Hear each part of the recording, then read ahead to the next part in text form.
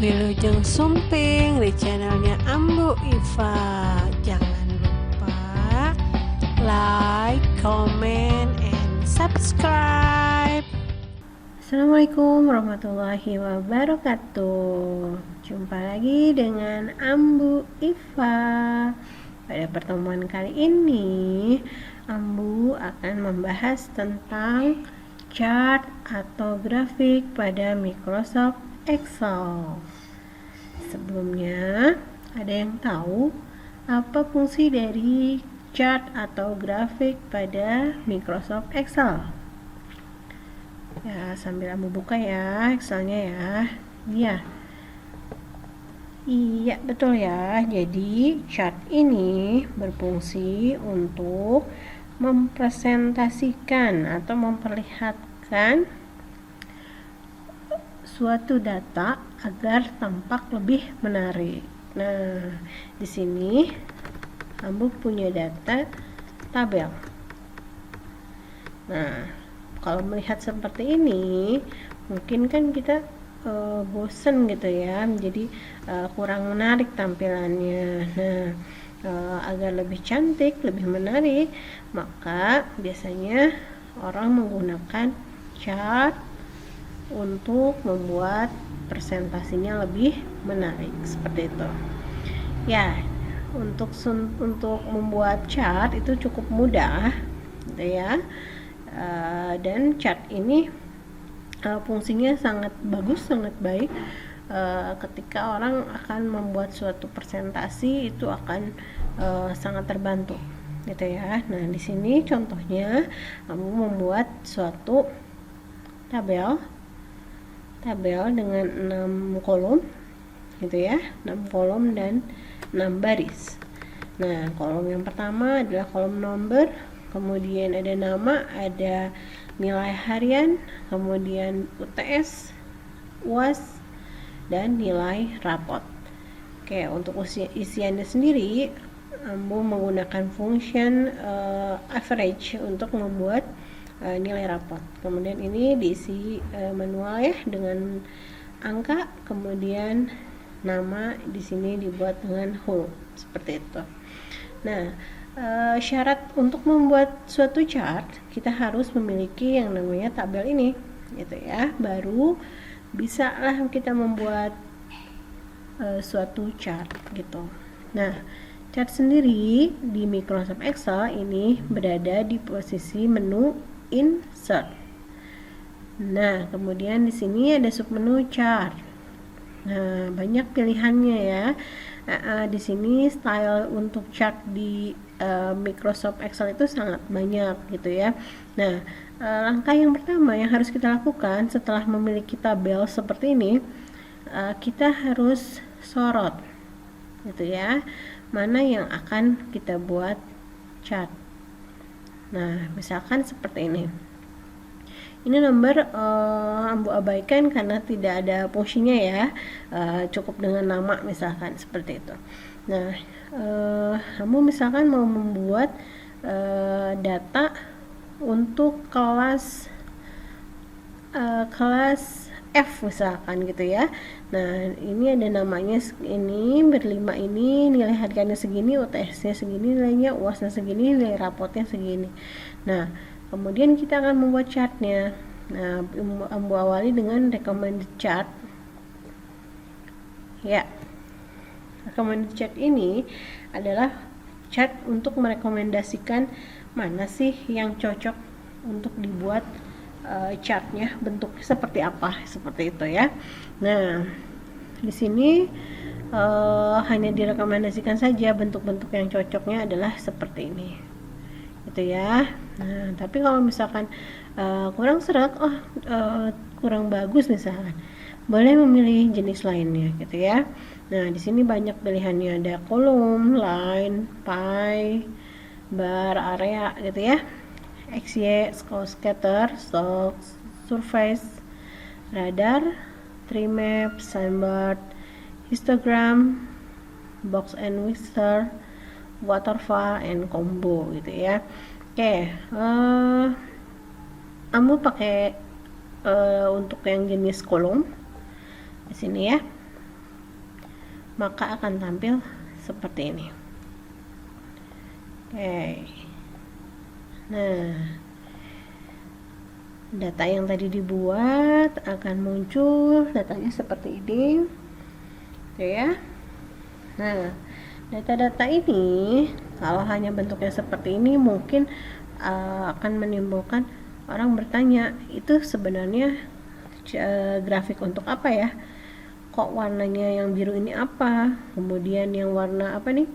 Warna orange apa? Abu apa? Dan kuning apa gitu ya. Nah, jadi kalau membuat grafik diusahakan kita harus menambahkan elemen-elemen lainnya.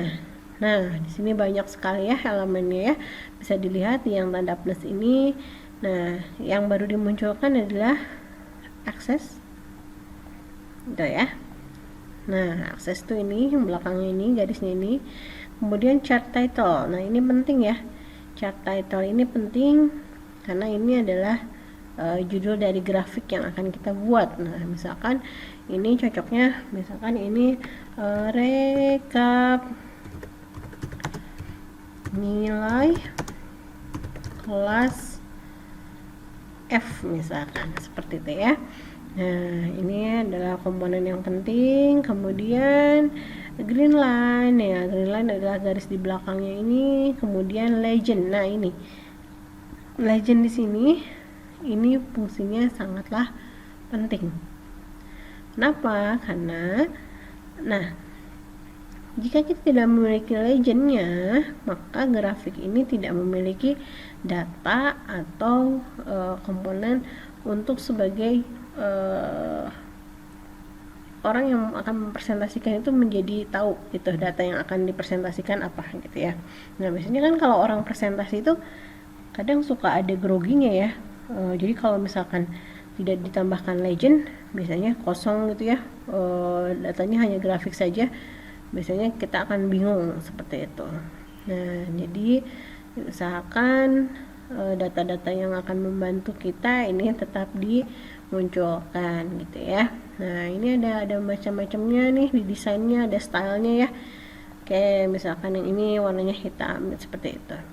Oke. Kemudian selanjutnya setelah chart element ini ada style ya, yang tadi dipilih ini sama ini tuh sama.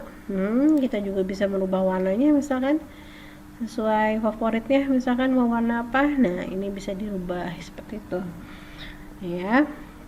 Nah, selanjutnya comment colorful boleh gitu ya, biar terlihat perbedaannya, ini nilai apa seperti itu. Nah, kemudian di bawahnya ini ada chart filter. Nah, ini fungsinya adalah apabila kita misalkan akan memunculkan hanya salah satu data saja misalkan, seperti itu ya. Nah, contohnya seperti ini. Di sini ada series untuk value-nya dan kategori.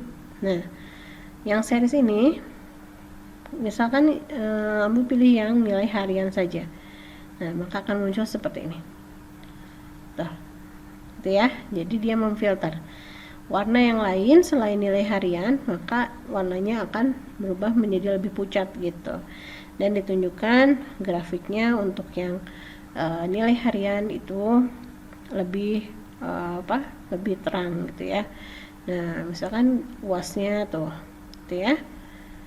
Nah, seperti itu. Nah, sama juga untuk kategori, misalkan ingin nilai anaknya yang terendah, nilainya siapa sih gitu ya. Nah, bisa dilihat di sini gitu ya. Itu nilainya yang paling rendah siapa? Misalkan si A. Nah, si A tuh nilainya paling rendah gitu ya. Nah, seperti itu. Oke.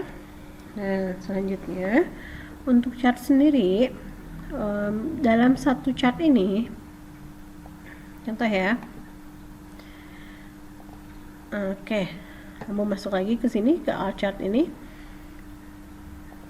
Oke, yang digunakan tadi kan kolom ya. Nah, kolom seperti ini.